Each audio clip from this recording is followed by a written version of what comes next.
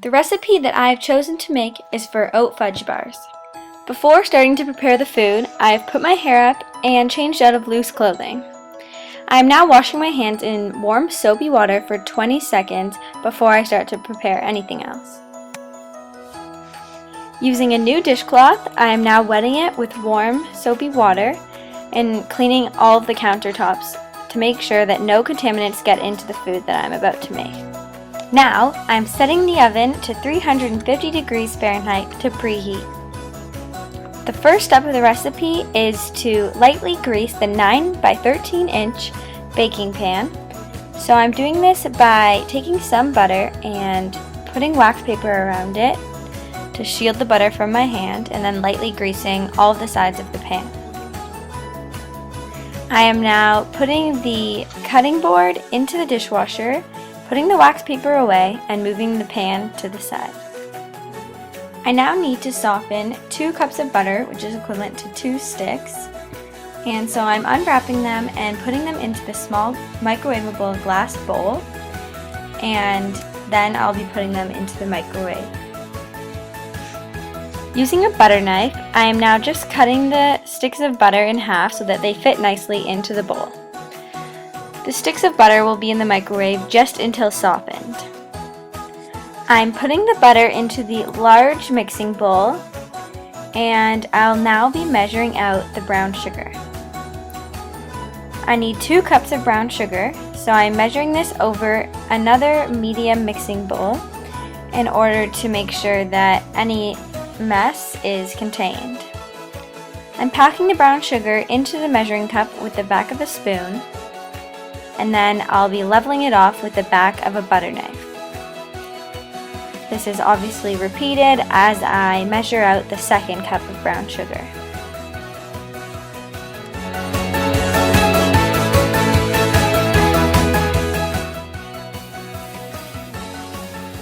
I can now put the brown sugar off to the side since I'm done with this ingredient, and put the dirty, dry measuring cup and knife away. Using the handheld electric mixer, I'm plugging it in and using it to beat the butter and the brown sugar together until smooth and fluffy.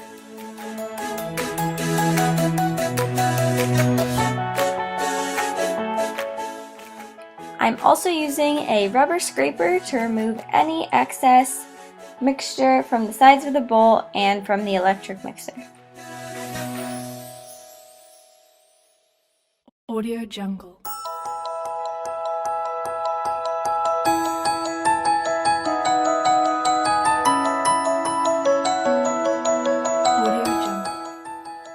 I am now getting out 2 eggs, which I'll need to add to the butter and sugar mixture, and putting them back into the refrigerator to make sure that the eggs aren't spoiled. After putting the eggs into the large mixing bowl, I have thrown out the shells and now need to measure out 1 tablespoon of vanilla. Doing this again over the medium mixing bowl to make sure I don't spill. Once again, I'm using the handheld electric mixer to beat the eggs, vanilla, butter, and sugar mixture.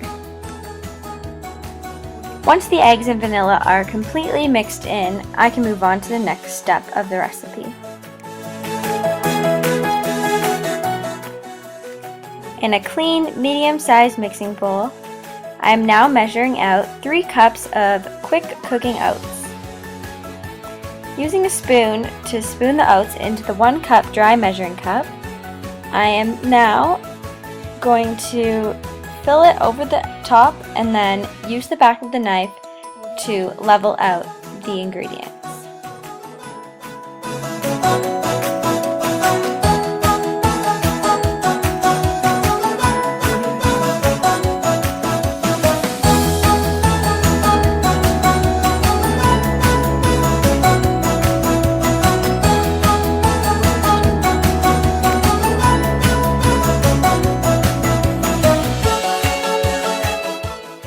I am now finished with the oats and I can move them off to the side. I am now putting all of the dirty, dry measuring cups and butter knives into the dishwasher and washing the 1 cup measure because I need to use it again.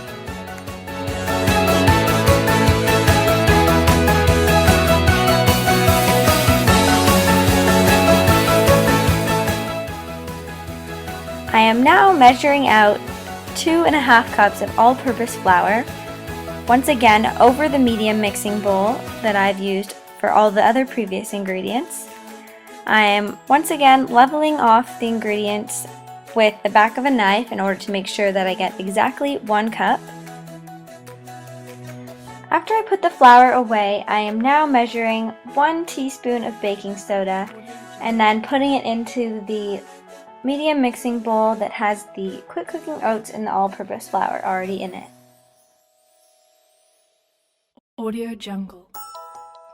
Using warm water and dish soap, I am now washing the 1 teaspoon measuring spoon and one of the butter knives so that I can use it for the next ingredient, which is salt.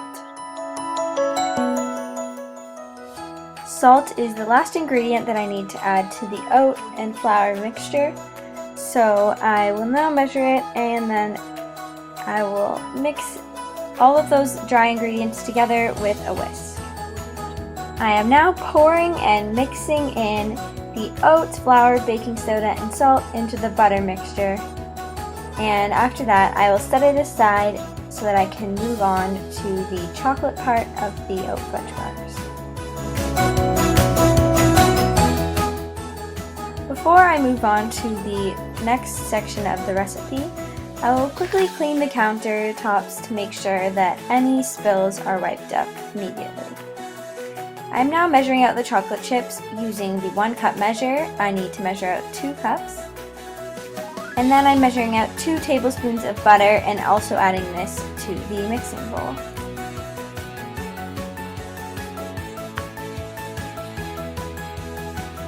After this, I need to add half a teaspoon of salt, and then I will be adding this to the medium saucepan on the stovetop. I will add an entire container of sweetened condensed milk, being sure that I get all of it out of the can using a spoon.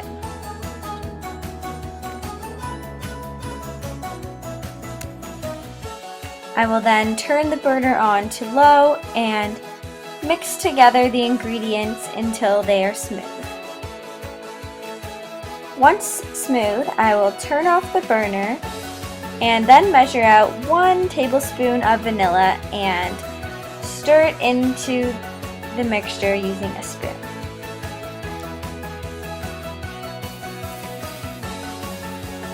I will then clear off some of the countertops so that I can finish the final preparations for the Oat Fudge Bars. I am adding 2/3 of the oat mixture into the bottom of the prepared pan and then patting it down so that it makes an even layer along the bottom of the pan.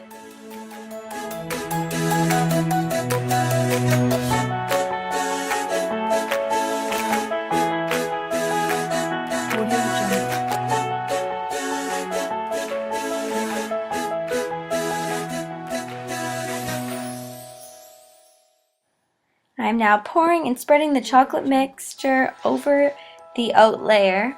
I'm using a spoon to do this and then a rubber scraper to get all the remaining chocolate mixture out of the pot.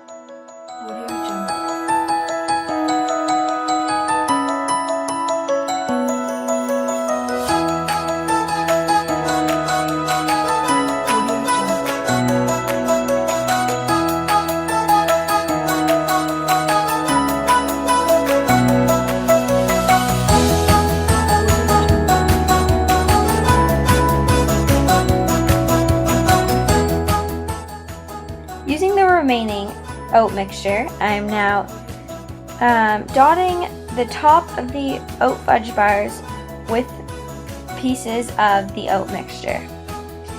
I'm using my hands for this as there is no other equipment that I can use to have the result that I need. I've avoided using my hands throughout making this recipe in order to reduce contamination.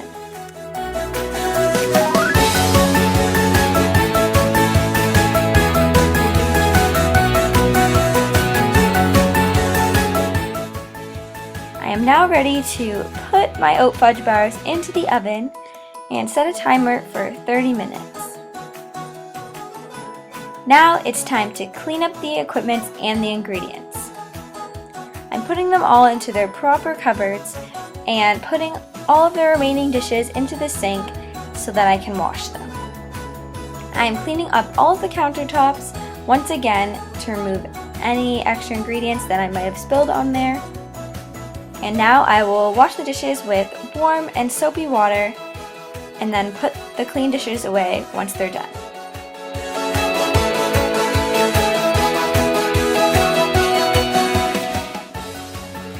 Finally, it's now been 30 minutes and the oat fudge bars are ready to be taken out of the oven. I turn off the oven and let the bars cool on a metal rack. Now that the bars have cooled, I can store them. So I've put wax paper into the bottom of 2 sealable containers, and I'm using a paring knife to cut up the bars into 15 squares. I'm using a small serving spatula to take the bars out of the pan and put them into their containers. And once I'm done this, I will then put them into the refrigerator to be stored. They should be eaten within 7 days or frozen. I have now finished making the oat fudge bars and they are ready to enjoy.